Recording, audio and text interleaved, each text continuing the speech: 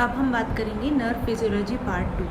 इसमें हम बात करेंगे origin and transmission of nerve impulse. पहले हमने बात की थी नर्व या न्यूरॉन या नर्व सेल के बारे में, और जो डिफरेंट टाइप ऑफ न्यूरॉन्स थे उनके बारे में बात की थी। नाउ अब हम बात करेंगे origin and transmission of nerve impulse. तो जो नर्व इम्पल्स न्यूरॉन्स जो है वो नॉर्मली रेस्टिंग मेम्ब्रेन पोटेंशियल होता है उनके पास ऊपर, और एक नेगेटिव कॉन्सेंट्रेशन ग्रेडियंट होता है। और इस स्टेट में जो पॉजिटिवली चार्ज्ड आयंस हैं वो बाहर की तरफ ज़्यादा होते हैं, higher outside than inside. So this is characterised. ये किस वजह से होता है? Because of the higher sodium ion concentration outside the cell, और जबकि सेल के अंदर पोटेशियम आयंस जो है उनकी कॉन्सेंट्रेशन ज़्यादा होती है। ऐसा नॉर्मली होता है कि आयंस का इनफ्लो और आउटफ्लो होता रहता है, और सेल कंटिन्यूसली एक कॉन्सेंट्रेशन ग्रेडियंट को मेंटेन करके रखता है।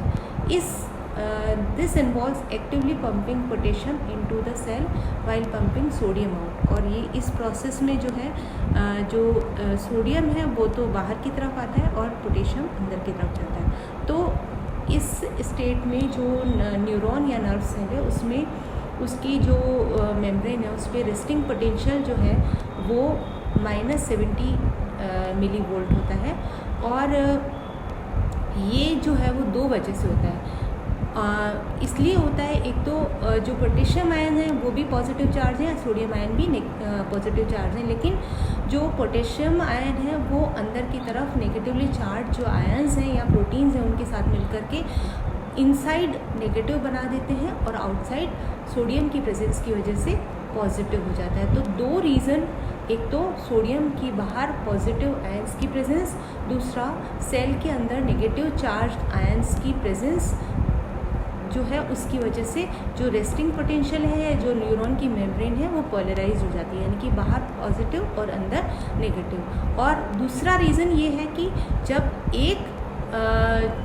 जब दो पोटेशियम आयन को एक्टिवली ट्रांसपोर्ट करके अंदर पंप किया जाता है तो उसके अगेंस्ट जो सोडियम पोटेशियम पंप बनता है उसके अगेंस्ट 3 सोडियम आयंस जो है बाहर की तरफ पंप आउट होते हैं। तो इस वजह से जो रेस्टिंग पोटेंशियल है वो जो है -70 मिली वोल्ट होता है। तो रेस्टिंग जो मेम्ब्रेन है वो मेम्ब्रेन जो है एक्शन पोटेंशियल में शिफ्ट होती है और पॉजिटिव स्टेट से नेगेटिव स्टेट में शिफ्ट होती है। तो जब एक्शन पोटेंशियल जो है वो कब पैदा होता है? जब न्यूरॉन की नर्व सेल की मेम्ब्रेन को ट्रिगर किया जाता है। तो जो कई सारे इवेंट्स जो हैं वो क्या कहते हैं, मेम्ब्रेन के ऊपर होते हैं। तो आप जैसा देख रहे हो कि जो मेम्ब्रेन है उसके ऊपर पोटेशियम आयंस है, हाई पोटेशियम आयन बाहर की तरफ है, अंदर नेगेटिव आयंस है, बट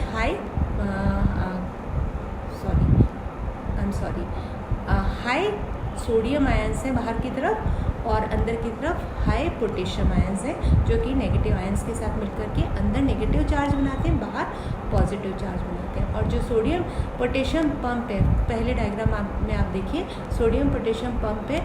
तो सोडियम पोटेशियम पंप की वजह से जो 2 पोटेशियम आयन सेल के अंदर जाते हैं उसके अगेंस्ट 3 सोडियम आयंस बाहर की तरफ आते हैं। ऐसा रेस्टिंग स्टेज होता है। एक्सॉन की जो रेस्टिंग स्टेज है उसमें इस तरह से होता है। लेकिन जैसे ही हम कोई स्टिमुलस देते हैं उसको मेम्ब्रेन पर जैसे ही कोई स्टिमुलस आता है तो उस स्टिमुलस के आने की वजह से क्या होता है कि जो चैनल्स हैं वो खुल जाते हैं। उसकी वजह से जो सोडियम आयन है वो अंदर की तरफ चला जाता है और उसके अगेंस्ट पोटेशियम आयन बाहर की तरफ आता है। इस तरह से होने से क्या होता है कि जो सोडियम आयन उसके अंदर जाने की वजह से अंदर पॉजिटिव चार्ज बन जाता है और बाहर नेगेटिव चार्ज हो जाता है। इस स्टेट को कहते हैं डीपोलराइजेशन। ऐसा केवल कब होता है? जब एक्सॉन एक्साइटेड स्टेज में होता है।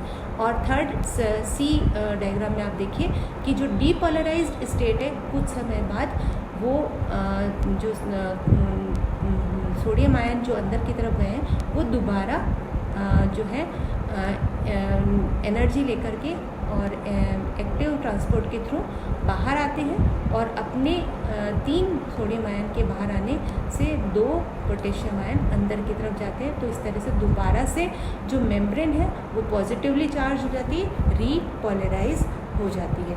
तो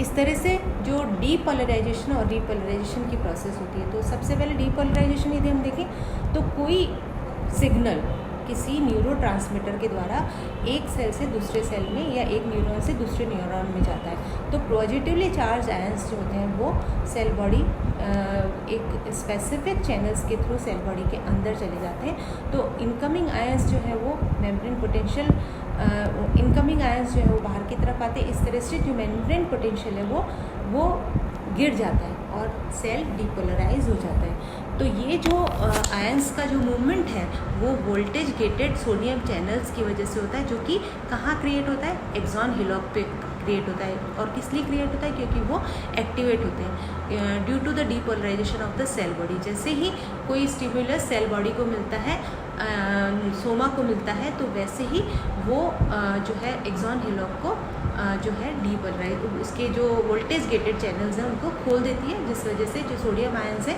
वो अंदर की तरफ चले जाते हैं और पोटेशियम आयन बाहर की तरफ आ जाते हैं। और इस तरह से एक्सॉन के ऊपर बाहर नेगेटिव चार्ज, अंदर की तरफ पॉजिटिव चार्ज या डीपोलराइजेशन हो जाता है।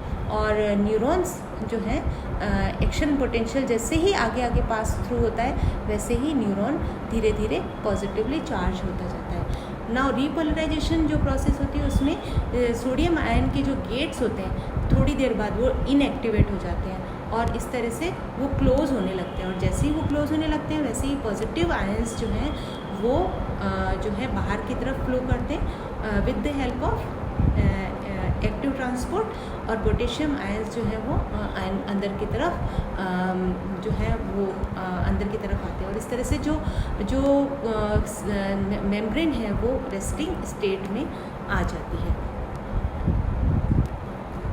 नाउ यहाँ आप देख रहे हैं मेम्ब्रेन पोटेंशियल -70 मिलीवोल्ट है और डीपोलराइजेशन स्टेट में जो है सेल की जो मेम्ब्रेन है वो डीपोलराइज हो रही है, यहाँ इम्पल्स मिल रहा है। तो जो मेम्ब्रेन है उस पर एक एक्शन पोटेंशियल क्रिएट हो रहा है जो कि 30 मिलीवोल्ट है और उसकी वजह से जो मेम्ब्रेन है वो बाहर की तरफ नेगेटिव, अंदर की तरफ पॉजिटिव। और नेक्स्ट में जब रीपोलराइज हो रही है तो दोबारा से उसको अपनी पुरानी जो रेस्टिंग पोटेंशियल है उसमें -70 मिलीवोल्ट में आ जाती है और इस तरह से ये प्रोसेस होता है। नाउ हाइपर पोलराइजेशन क्या है कि जब एक्शन पोटेंशियल पास थ्रू करता है तो कभी कभी ऐसा होता है कि पोटेशियम चैनल्स जो है वो थोड़े लंबे समय तक के लिए खुले रह जाते हैं, जिससे कि पॉजिटिव आयंस जो हैं they continue flow out of the cell, लगातार कोशिका के बाहर आते रहते हैं। तो ऐसा होने से क्या होता है कि जो बाहर की तरफ नेगेटिव चार्ज जो है वो इंक्रीज़ हो जाता है और है ना मेम्ब्रेन पोटेंशियल जो है इस समय लंबे समय के लिए जो है रहता है। ये जो प्रोसेस होती है ये केवल टेम्परेरी होती है और ये चैनल्स जो हैं सोडियम पोटेशियम पंप के स्टार्ट होने से पहले तक नॉर्मल रेस्टिंग स्टेट में आने के लिए होते हैं। तो इस तरह से न्यूरॉन्स जो है हैज़ वन सिग्नल, एक सिग्नल से जो है वो एक सिग्नल आने से एट ए टाइम एक सिग्नल आने से ट्रांसमिट करता है मैसेज को और यूनिफॉर्म स्ट्रेंथ और स्पीड में ट्रांसमिट करता है। और जो इसका फ्रिक्वेंसी होता है वो सिग्नल जो जिस तरह का सिग्नल दिया गया है वो उसके हिसाब से होता है, माइनस नंबर से प्लस नंबर तक होता है। नर्व इम्पल्सेस जो होते हैं, जो भी इम्पल्स हम दे रहे हैं, जो स्टिमुलस हम दे रहे हैं, that is the action potential, वही एक्शन पोटेंशियल है। और इसमें जो एक्सॉन होते हैं इनमें करंट एक्टिविटी होती है और उस समय जब वो करंट में होते हैं तो उस समय कोई दूसरा स्टिमुलस उस पर काम नहीं करता और इसलिए इस पीरियड को रिफ्रैक्टरी पीरियड कहते हैं। ये ग्राफ में आप लोग देख रहे हैं कि नीचे टाइम दिया हुआ है और वाई एक्सिस पे वोल्टेज दिया हुआ है। तो जो थ्रेशोल्ड स्टेट होती है, जब स्टिमुलस दिया जाता है तो एक स्टेज के बाद, एक पर्टिकुलर टाइम लेने के बाद में जो मेम्ब्रेन है वो डीपोलराइज होना शुरू होती है और एक्शन पोटेंशियल तक जाकर के वो डीपोलराइज होती है और action potential plus 30 millivolt create होने के बाद में वो रिपोलराइज होना शुरू होती है और उस पीरियड में यदि उसको कोई नया स्टिमुलस दिया जाए तो वो उस स्टिमुलस को एक्सेप्ट नहीं करती और वो पीरियड रिफ्रैक्टरी पीरियड कहलाता है, यानी कि जब तक वो दोबारा अपनी रेस्टिंग स्टेट में आती है तब तक वो रिफ्रैक्टरी पीरियड कहलाता है। ना ये जो नर्व सेल्स हैं मैंने आपको बताया दो तरीके के होते हैं, माइलिनेटेड एंड नॉन माइलिनेटेड।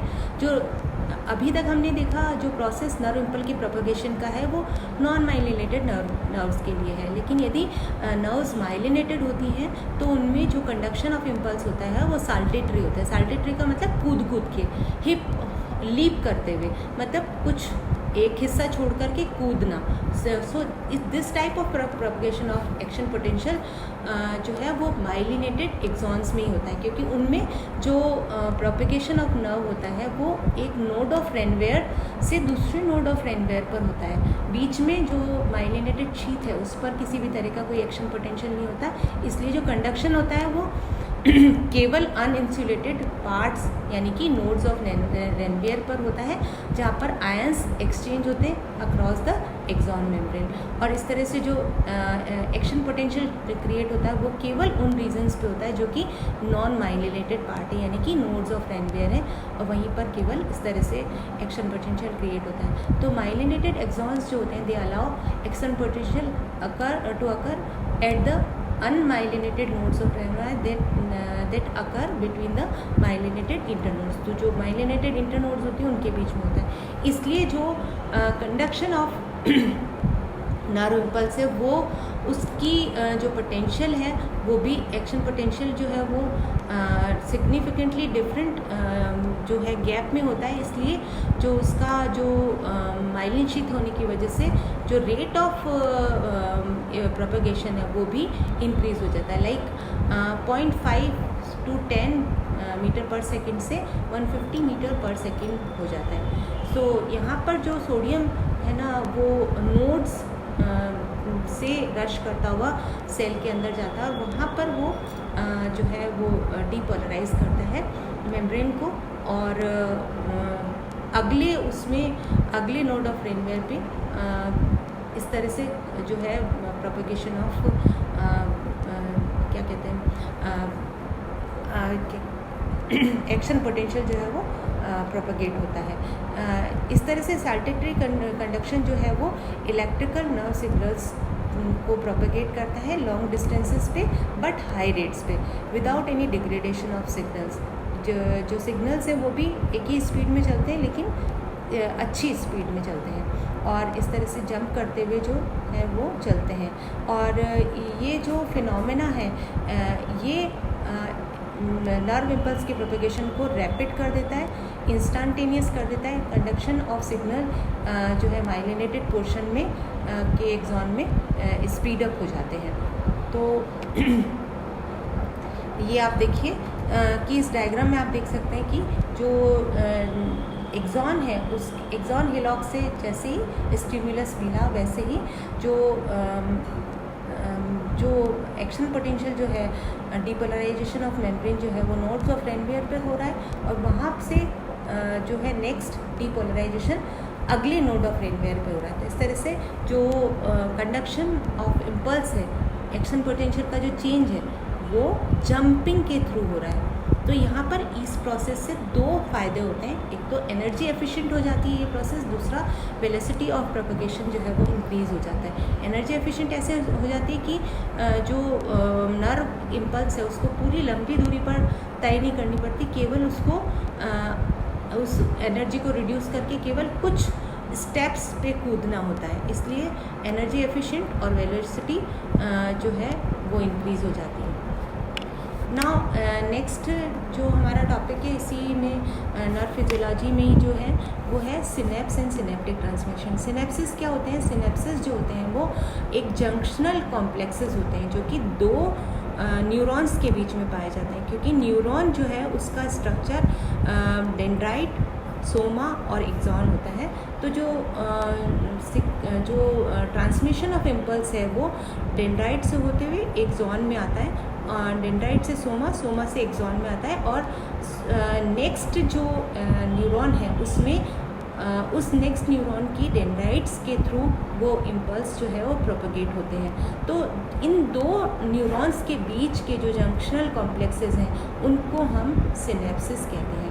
तो सिनेप्स और सिनेप्टिक ट्रांसमिशन जो है, सिनेप्सिस जो है they are junctional complexes between pre synaptic membrane, यानी कि जो न्यूरॉन पहले जिसमें इम्पल्स आया है उसकी जो मेम्ब्रेन है वो प्री सिनेप्टिक मेम्ब्रेन कहलाती है, जिसमें कि सिनेप्टिक नोब्स पाए जाते हैं, और जो दूसरा न्यूरॉन होता है उसकी जो मेम्ब्रेन है वो पोस्ट सिनेप्टिक मेम्ब्रेन कहलाती है। तो प्री और पोस्ट जो डायरेक्शन ऑफ सिनेप्टिक ट्रांसमिशन है उसमें जो पहले आता है उसको प्री, और जो बाद में आता है उसको पोस्ट कहते हैं। तो प्री सिनेप्टिक ट्रांसमिशन जो होता है उसमें जो मेम्ब्रेन होती है वो हमेशा एक्सॉन की मेम्ब्रेन होती है, और पोस्ट सिनेप्टिक ट्रांसमिशन जो होता है उसमें जो मेम्ब्रेन होती है वो डेंड्राइट की, सोमा की, या किसी इफेक्टर सेल की हो सकती है, कि इफेक्टर सेल जो है वो मसल्स के सेल्स भी हो सकते हैं। तो सिनेप्टिक नोब जो है जो कि प्री सिनेप्टिक मेम्ब्रेन पे पाए जाते हैं, उनमें एक मेम्ब्रेन बाउंडेड सिनेप्टिक वेसिकल्स होती हैं जो कि 40 to 100 नैनोमीटर्स की डायमीटर की होती हैं, और ये सिनेप्टिक वेसिकल्स जो हैं इनमें न्यूरोट्रांसमीटर्स होते हैं, और सिनेप्टिक नोब्स जो हैं उनमें कई सारे माइटोकॉन्ड्रिया, माइक्रोट्यूब्यूल और ऑर्गेनेल्स प्रेजेंट होते हैं। सिनेप्टिक ट्रांसमिशन किस तरह से होता है? सिनेप्टिक ट्रांसमिशन जो है वो एक प्रोसेस है जिसमें एक न्यूरॉन या एक नर्व सेल्स जो दूसरे न्यूरॉन के साथ में या इफेक्टर सेल के साथ में कम्युनिकेट करता है। ये इफेक्टर सेल या तो नर्व हो सकते हैं या फिर मसल्स हो सकते हैं। तो किसी टिपिकल न्यूरॉन की जो सेल बॉडी है या सोमा है उसकी जो ब्रांचेस हैं वो स्पेशलाइज होती हैं सिग्नल्स को लेने के लिए, रिसीव करने के लिए स्पेशलाइज होती हैं, और उनके साथ में जो एक सिंगल प्रोसेस एक्सॉन होता है उन सिग्नल्स को पास करने के लिए स्पेशलाइज होता है।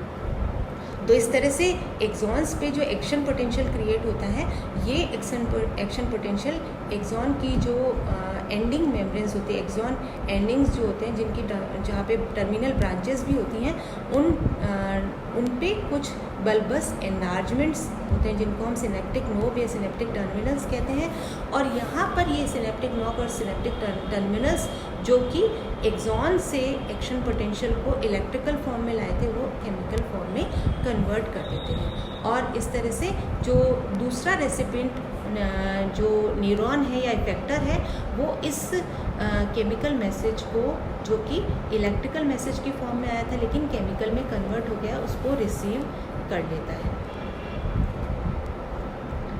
इस डायग्राम में आप देख रहे हैं कि ये जो येलो कलर का जो बना हुआ है एक्सॉन टर्मिनल, ये प्री सिनेप्टिक जो है वेसिकल है।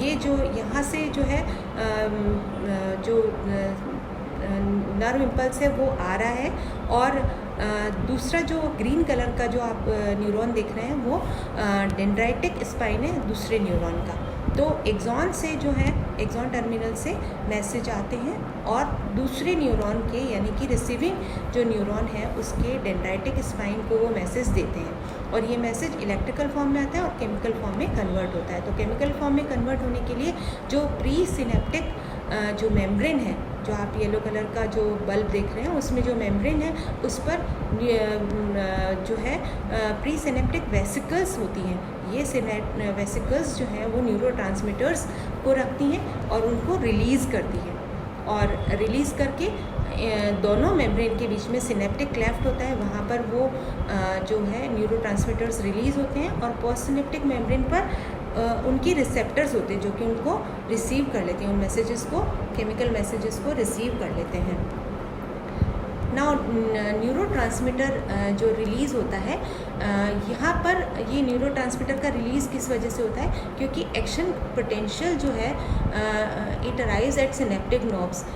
जो एक्शन पोटेंशियल सिनेप्टिक नोब पे आता है वो न्यूरोट्रांसमीटर के रिलीज़ को ट्रिगर करता है, और इसकी जो कोई मॉलिक्यूलर मैकेनिज़्म है वो समझी नहीं गई अभी तक, लेकिन कुछ सिनेप्टिक डिले होता है, कुछ सेकंड्स लगते हैं जो एक्शन पोटेंशियल के आने के बाद में न्यूरोट्रांसमीटर रिलीज़ होते हैं। तो एक्शन पोटेंशियल जो है एक काम और करता है कि वो कैल्शियम चैनल्स को खोल देता है, और कैल्शियम चैनल्स के खोल देने की वजह से क्या होता है कि जो कैल्शियम आयंस हैं वो सेल के अंदर मूव करना शुरू करते हैं, और जैसे ही सेल के अंदर वो मूव करना शुरू करते हैं वैसे ही वो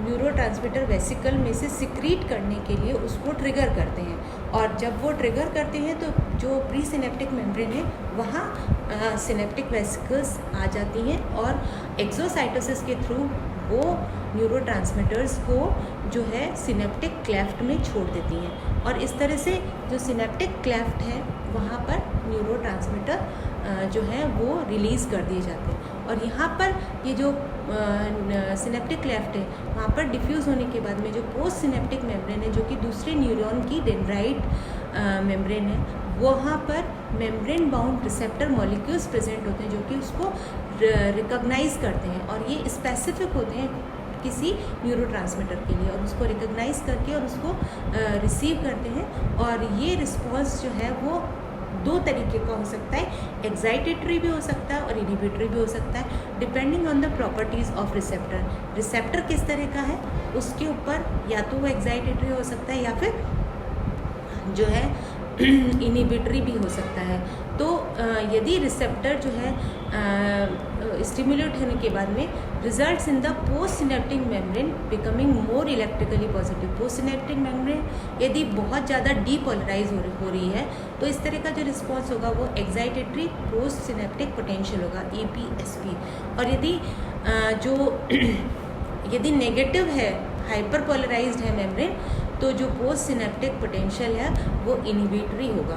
तो इस तरह से एक्साइटेशन और इनहिबिशन जो है वो it depends on the receptor, not on the neurotransmitter. तो रिसेप्टर्स जो हैं यदि वो कैल्शियम और सोडियम के चैनल्स के साथ कपल करते हैं तो वो एक्साइटेटरी हैं, और डीपोलराइज करते हैं तो and produce post synaptic membrane depolarise तो वो क्या है, एक्साइटेटरी हैं। लेकिन यदि रिसेप्टर्स क्लोराइड के साथ और पोटेशियम चैनल्स के साथ कपल करते हैं तो वो इनहिबिटरी हैं, और उसकी वजह से जो पोस्ट सिनेप्टिक मेम्ब्रेन है वो हाइपर पोलराइज हो जाएगी। इस तरह से जो आयनोट्रोपिक रिसेप्टर्स जो हैं वो पोस्ट सिनेप्टिक मेम्ब्रेन पर प्रेजेंट होते हैं।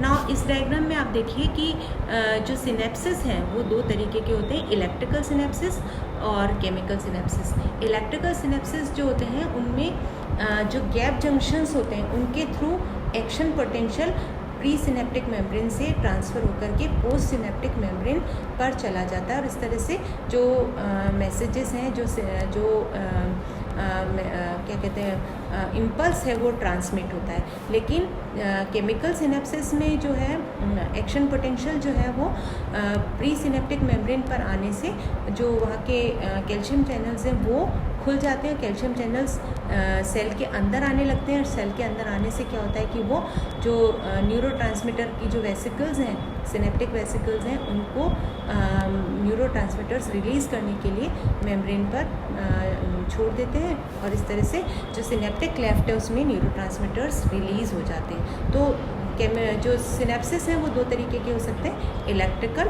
और केमिकल। तो इलेक्ट्रिकल और केमिकल सिनेप्सिस में हम डिफरेंस यदि देखें तो इलेक्ट्रिकल सिनेप्सिस जो होते हैं वो कम होते हैं in comparison to chemical synapses, और इलेक्ट्रिकल सिनेप्सिस बाई डायरेक्शनल हो सकते हैं, जबकि केमिकल सिनेप्सिस बाई डायरेक्शनल नहीं होते, केवल एक ही डायरेक्शन में होते हैं, यानी कि जिस न्यूरॉन से आ रहे हैं रिसेप्टर न्यूरॉन से जो है वो एक्सेप्टर न्यूरॉन को ही दिए जाते हैं। तो केमिकल सिनेप्सिस जो है स्पेशलाइज्ड जंक्शंस के थ्रू जो सिग्नल्स हैं उसको एक न्यूरॉन से दूसरे न्यूरॉन में या मसल्स में या ग्लैंड्स में जो है पास ऑन करते हैं। तो केमिकल सिनेप्सिस जो होते हैं मोटर न्यूरॉन किस के बीच में होते हैं, मोटर न्यूरॉन और मसल के बीच में भी हो सकते हैं, तब हम उनको न्यूरोमस्कुलर जंक्शंस कहते हैं। और जो इलेक्ट्रिकल सिनेप्सिस होते हैं वो गैप जंक्शंस जो कि प्री और पोस्ट सिनेप्टिक मेम्ब्रेन के बीच में पाए जाते हैं उनके थ्रू ट्रांसमिट होते हैं। नाउ सिनेप्सिस जो है केमिकल सिनेप्सिस या केमिकल सिनेप्टिक ट्रांसमिशन जो है वो 5 स्टेप में होता है। सबसे पहला न्यूरोट्रांसमीटर्स जो है वो सिंथेसाइज होते हैं, और इनकी सिंथेसिस के लिए यहाँ पर जो प्री सिनेप्टिक मेम्ब्रेन है उसमें कई सारे माइटोकॉन्ड्रिया पाए जाते हैं, और यहाँ की जो सेल्स हैं वो बहुत एक्टिवली न्यूरोट्रांसमीटर को सिंथेसाइज करने के लिए एक्टिवली पार्टिसिपेट करती हैं। और सिंथेसिस होने के बाद में उनकी पैकेजिंग होती है, एक वेसिकल फॉर्म होता है जो कि सिनेप्टिक वेसिकल बनाता है, और फिर ये जो है कैल्शियम चैनल्स के खुल जाने की वजह से ये प्री सिनेप्टिक मेम्ब्रेन पर रिलीज़ होते हैं। और रिलीज़ होने के बाद में जब ये सिनेप्टिक क्लेफ्ट में आ जाते हैं तो जो पोस्ट सिनेप्टिक मेम्ब्रेन है उसमें न्यूरोट्रांसमीटर बाइंडिंग साइट्स होती हैं जिनके साथ ये बाइंड करते हैं, और जब ये बाइंड हो जाते हैं उसके बाद में ये प्रोसेस जो है वो रुक जाती है। तो इस तरह से जो केमिकल सिनेप्टिक ट्रांसमिशन इस तरह से होता है। Now process of chemical synaptic transmission, इसको हमने यदि देखें तो प्रोसेस मैंने आपको बताया कि इन 5 स्टेप्स में ये प्रोसेस होता है। और यहाँ पर हम जो केमिकल सिनेप्टिक ट्रांसमीटर्स, न्यूरोट्रांसमीटर्स, यहाँ केमिकल सिनेप्टिक ट्रांसमीटर्स हैं उनके नाम दिए हुए हैं। Acetylcholine, serotonin, dopamine, norepinephrine, GABA, glutamate, ये सब जो है ये न्यूरोट्रांसमीटर्स हैं, और इनके फंक्शंस हैं और इनकी लोकेशंस हैं। नाउ जो सिनेप्सिस में जो केमिकल जो ट्रांसमिशन होता है वो 2 तरीके का होता है। मैंने आपको पहले ही बताया, EPSP एंड IPSP। और इसकी जो प्रॉपर्टीज़ हैं सिनेप्टिक ट्रांसमिशन की प्रॉपर्टीज़ हैं कि ये हमेशा 1 वे कंडक्शन होता है, यानी कि केवल एक दिशा में प्री से पोस्ट की तरफ ही जाता है, कभी भी वाइस वर्सा नहीं होता। नाउ सेकंड, मैंने आपको पहले भी बताया कि सिनेप्टिक डिले होता है, यानी कि जब इम्पल्स दिया जाता है तो एक शॉर्ट पीरियड ऑफ टाइम लेता है, उसके बाद में वो ट्रांसमिट होता है। उसके बाद में जो न्यूरो ट्रांसमीटर्स हैं वो रिलीज़ होते हैं, और न्यूरो ट्रांसमीटर्स का मूवमेंट होता है और उनका एक्शन होता है। Now next, fatigability. तो थोड़े टाइम जब सिनेप्स जो है कंटिन्यूसली यदि उसको स्टिमुलेट करते रहें तो एक टाइम के बाद एग्जॉशन आ जाता है, और जो न्यूरोट्रांसमीटर है वो प्री सिनेप्टिक टर्मिनस पर जाते तो हैं लेकिन वो बाहर नहीं निकलते, और इस तरह से एक फटीग वाली स्टेज आती है जो कि टेम्परेरी फिनोमेना है, लेकिन उसके बाद में वो नॉर्मल हो जाता है। नाउ जो सिनेप्टिक ट्रांसमिशन है उसका एक और गुण है कन्वर्जेंस एंड डाइवर्जेंस। कन्वर्जेंस का मतलब कोई एक न्यूरॉन जो है कई सारे न्यूरॉन्स से इनपुट ले सकता है, और कोई एक ये तो हुआ कन्वर्जेंस। और डाइवर्जेंस का मतलब कोई एक न्यूरॉन कई सारे न्यूरॉन्स को के साथ कम्युनिकेट कर सकता है और उनको जो है मैसेज या उनको इम्पल्स दे सकता है, ये हुआ डाइवर्जेंस। तो सिनेप्टिक ट्रांसमिशन में कन्वर्जेंस और डाइवर्जेंस दोनों पाया जाता है। और समेशन की जो इलेक्ट्रिकल इम्पल्स जो न्यूरोमस्कुलर जंक्शंस में जब दिया जाता है तो उसका एडिटिव इफेक्ट होता है, यानी कि मिलजुल करके वो रिस्पॉन्स जो है वो क्रिएट करते हैं। तो जो समेशन है वो स्पेशल समेशन भी हो सकता है और टेम्पोरल समेशन भी हो सकता है, दोनों तरह के समेशन हो सकते हैं। नाउ एक्साइटेशन एंड इनिबिशन, जो इम्पल्सेस हैं उनका कंडक्शन अक्रॉस अ सिनेप्स जो होता है वो या तो स्टिमुलेट किया जाता है या इनिबिट किया जा सकता है। Now synaptic facilitation, synaptic facilitation क्या है? एक form of short term plasticity है जिससे कि जो सिनेप्टिक ट्रांसमिशन है उसको एनहेंस किया जाता है फॉर थोड़े से सेकंड्स के लिए। सो this is all about the nerve impulse transmission and synaptic transmission. Thank you so much.